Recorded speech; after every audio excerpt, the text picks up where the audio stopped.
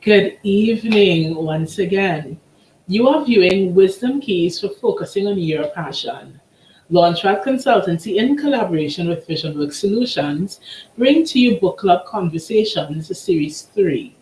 And in this series, entrepreneurs and professionals are reading the book, The Uncommon Dream, 31 Wisdom Keys for Focusing on the Passion of Your Heart, written by author Mike Murdoch. I'm your host, Alina Lewis, and today's discussion is centered around chapter 26, entitled The Uncommon Dream Will Require Both Delegation and Networking with Others.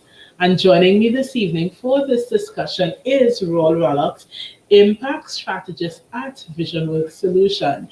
So good evening, Roll. Welcome to you as always. Welcome. Hello. How are you doing? Hello, good evening. Good to be back again. So it's such an Mike Murdoch interesting. really has us going deep.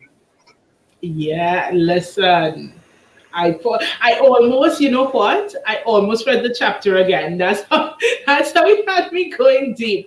Because the first time I read it, and I'm taking my notes and stuff, and I'm like, I feel I should read this chapter again, But it was good. And the first it's one of those chapters. Yes, certainly. Yeah, the first line, I highlighted it immediately.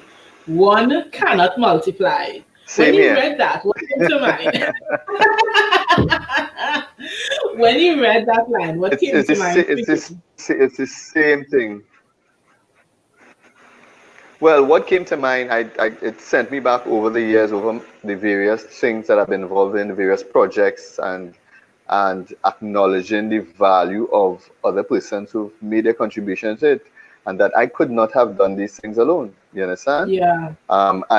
And the idea is that you cannot really, there's a saying that, one person can lift 100 pounds, two persons, you don't know what, two persons might actually lift 500 pounds,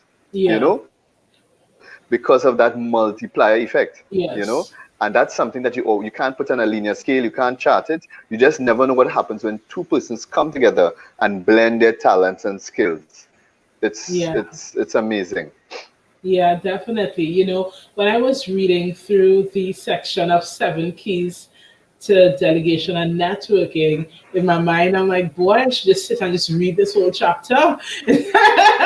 Because everything he wrote in there seemed so pertinent. But one thing that stood out to me, though, that I would love to mention is that he mentioned Sam Walton later on in the chapter. And he said that Sam Walton, he negotiated until he secured the cooperation of others. And my question is, before I answer the question, he moved on to say you must nurture and protect those relationships that are connected to your dream. So my question to you is, and I know we touched on it before, but I would love to revisit it. What are your recommendations for nurturing business relationships? Because, I think nurturing personal relationships could be such a different experience from nurturing business relationships. So do you have any specific tips you can give entrepreneurs in that regard? I think the first thing is to clarify in your mind, each entrepreneur has to clarify their dream, because when you get a better understanding of your dream, you get a better understanding of what you need, what you have, and what you don't have. You understand? Yeah. You'll be able to look at your skill set, look at the dream and realize, listen, man, I need support, I need help. So that's the first thing that launches you into valuing the other, right? Understanding your own shortcomings, understanding the extent of your own competencies, right? I think from that, it's, as he spoke about nurturing, you have to be willing to connect with other persons and their dreams as well. And so when you do connect with them, all right, they benefit. There must be a mutual benefit, in other words. It can't just be, okay, you're here to help me, but the other person's dream is not being realized. So I think those are some things to keep in mind, so that if, like, for example, people join networks only to extract, but you have to be willing to make that contribution to the network as well. What are you putting back into the network? What are you putting back into the life of the other person that you want to connect with? So I think those are things that have helped me and have helped a number of my clients, manage those relationships. Yeah, I mean, you mentioned the keyword there for the next thing I wanted to ask you, because I wanted to revisit that notion of one cannot multiply.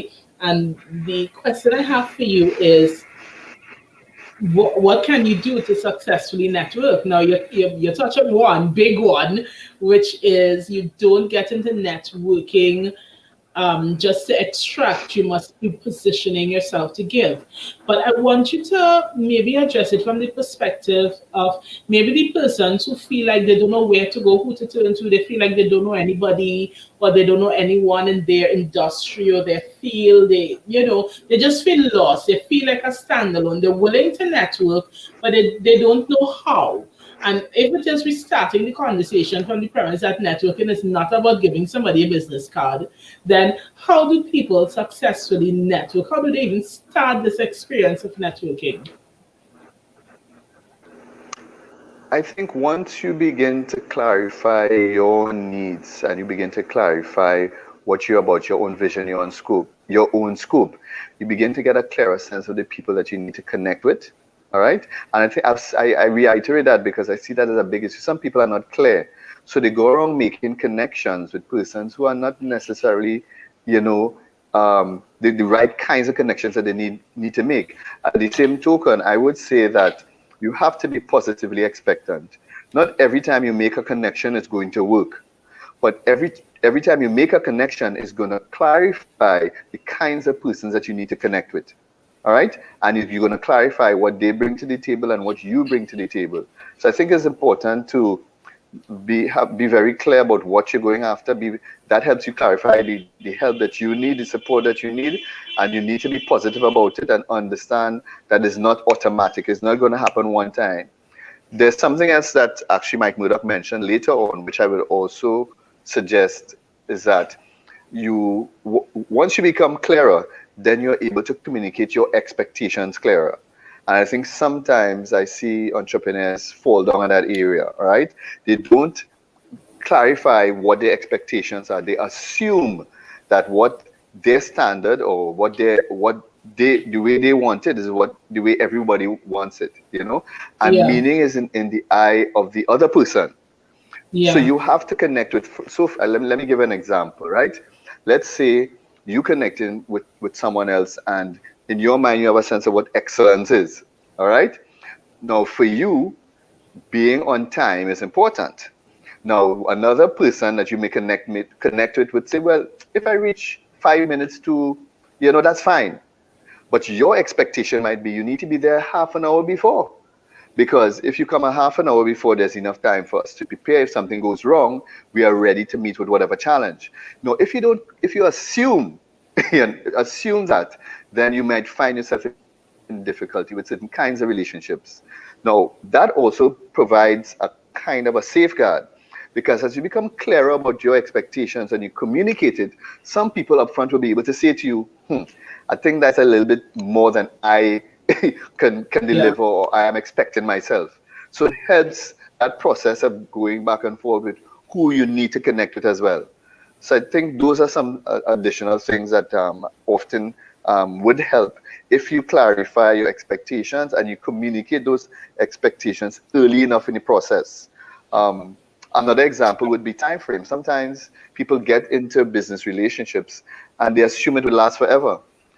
You need to be clear and understand that, listen, let's put a time frame on this. After 2 months or 3 months, let's sit back and review or reassess, because expectations also change. So people begin with certain expectations, and over time, their situation changes. It's a fluid thing. So you always have to be testing and reconnecting, and you'll begin to realize the persons who are in it with you for the long haul. Remember in previous sessions, we were talking about the different types of connections. There's the connection that you make at your gate. There's a connection that you make in your gallery. There's a connection that you make with the person who you would allow in the kitchen. Yeah. It takes some time going through that process before you can find those individuals. It's not always automatic. I want to take a step back, Roel. On a number of occasions, the whole idea of the importance of people identifying what they need has been brought up. And it suggests that it is very possible that there are many entrepreneurs that just really struggle with figuring out what they need. How do people go about Yes. figuring out what they need? As oversimplistic as that idea sounds, I think it's really relevant to a lot of people. Any thoughts to share on that? I think the key is to be systematic about it. So Mm, someone might sit down and say, listen, man, I want to get into the food van business. I want to sell burgers, and they sit down and they try to come up with these, ideas in their head. But I think having some structure and a system helps you to make sure you cover all your bases. So using tools are very effective when you're building that situational analysis and looking at what you may need. A SWOT is a very useful tool.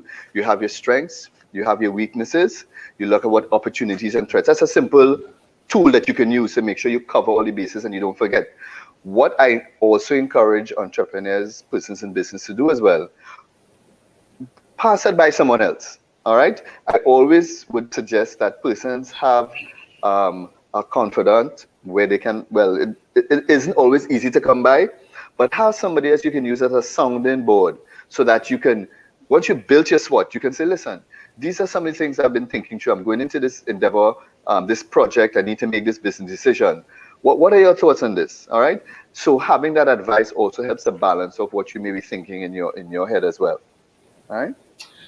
So I know those two things help. So basically, I'm saying you need a structure, you need a system, a systematic approach to it. All right. I think the reality too is, Roel, this is, on some level, this too is where we have to admit that the role of the mentor and the coach comes in. Because sometimes you can, I think the entrepreneur, whether you're starting, whether you've been in it for a while, it doesn't matter.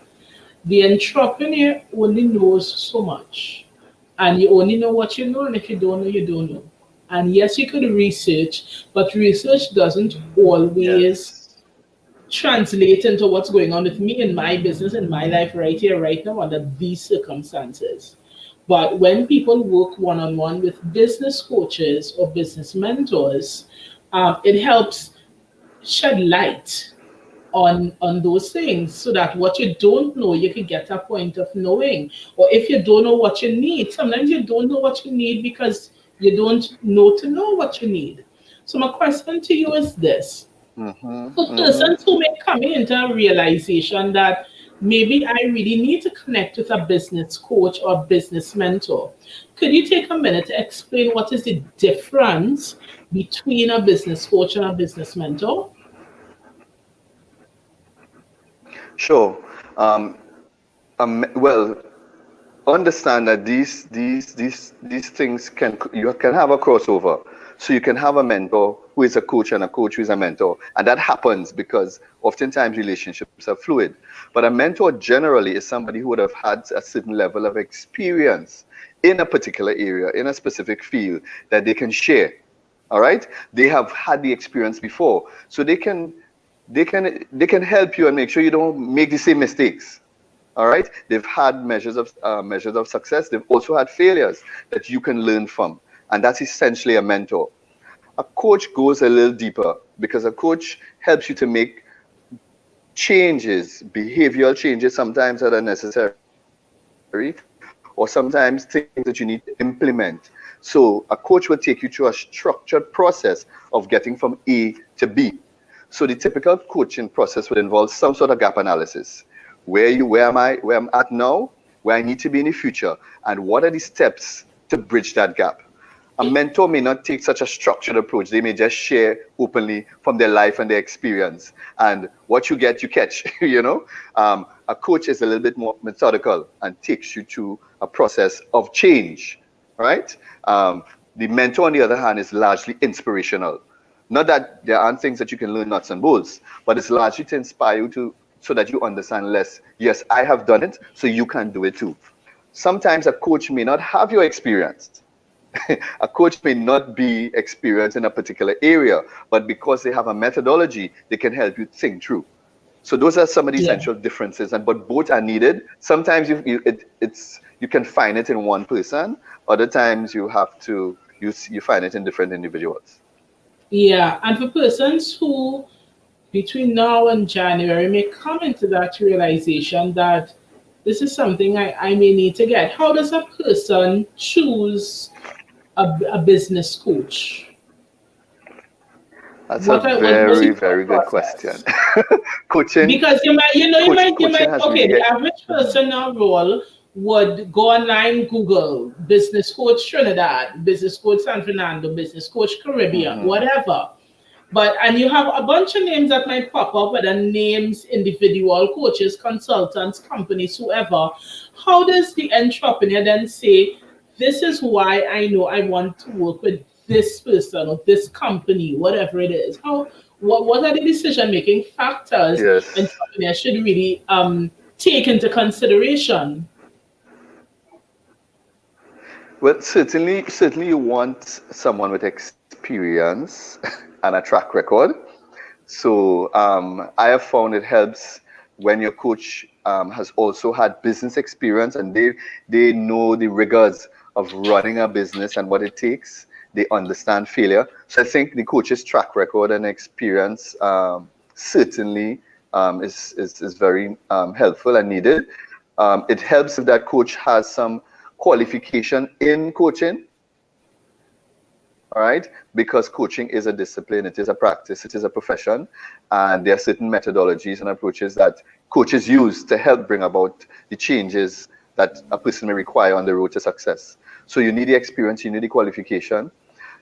I would say also you want to be guided by referrals as much as possible, so that when you're selecting the coach, you look for the experience, you look for the training, you look for the qualifications. But it's always good to have a recommendation from someone else. All right? Because you know the times that we live in. You understand? People put all kinds of things out there. You want to be able to speak with someone who said, listen, yes, I worked with X coach and this is how they helped me. All right? And that will give you an idea as well as whether or not this particular coach can work for you. I think the next thing you'd want to consider as well is that initial meeting.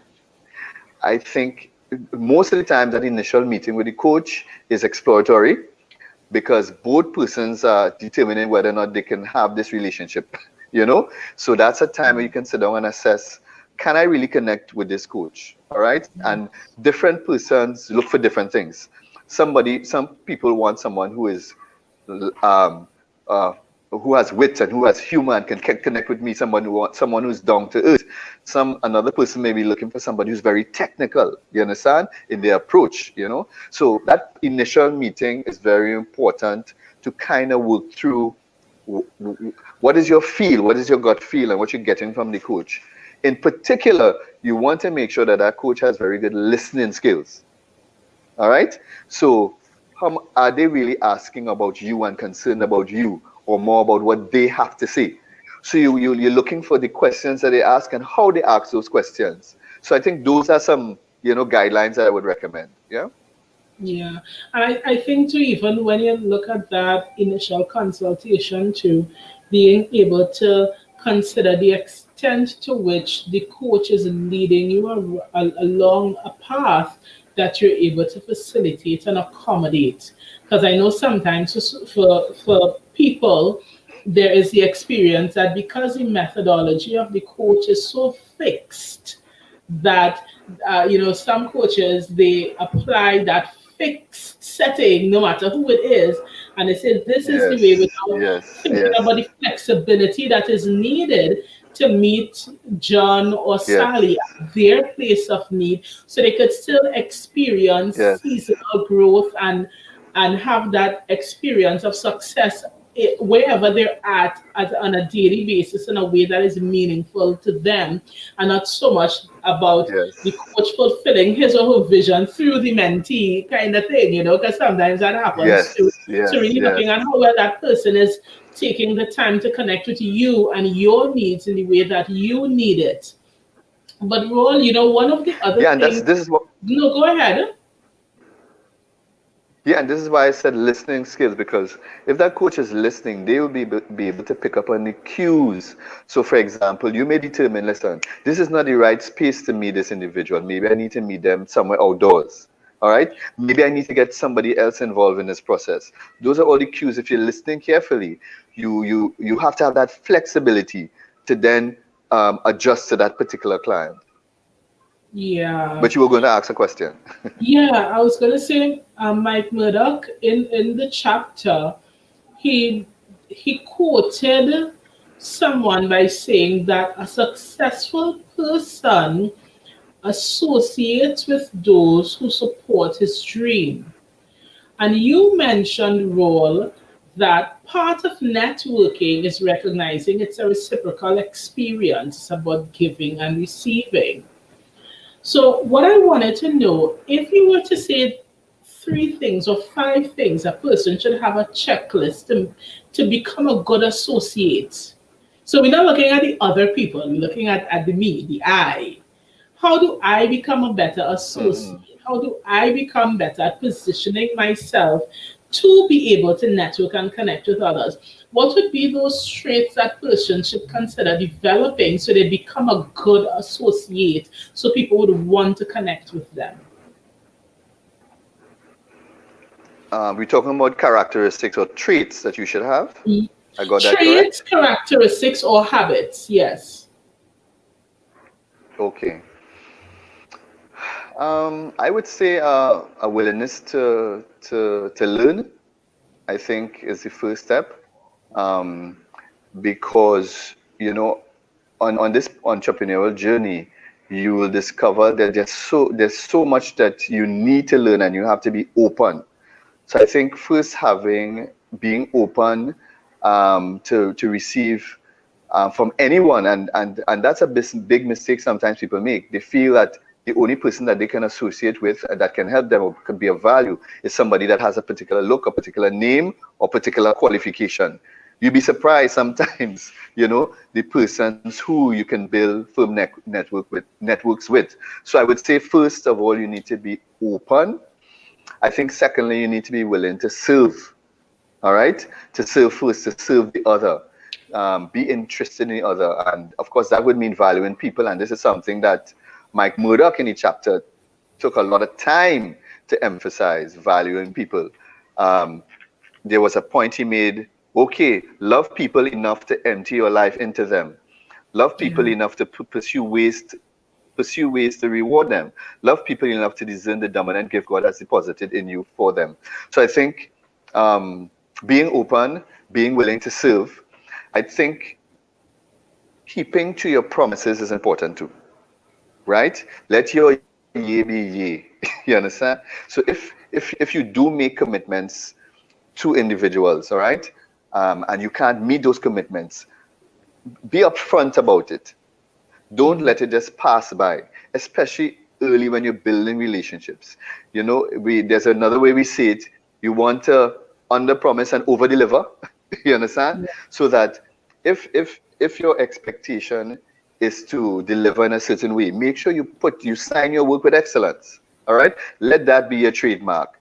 Certainly with those kind of characteristics will endear people to want to work with you or want to associate with you. So be open, be willing to serve, sign your work with excellence. Um, I think also your communication skills, all right, and your interrelationship building, rapport, and building relationships is something that everyone has to work on. All right, we there's a saying that says, if you see the customer through the customer's eyes, you will sell the customer what the customer buys. So we have to spend some time, as we said earlier before, in understanding people and understanding how we need to communicate to them. And that, interestingly though, that is something that develops over time and in use. You can't just sit down and develop it. You have to put yourself in situations where you need to communicate.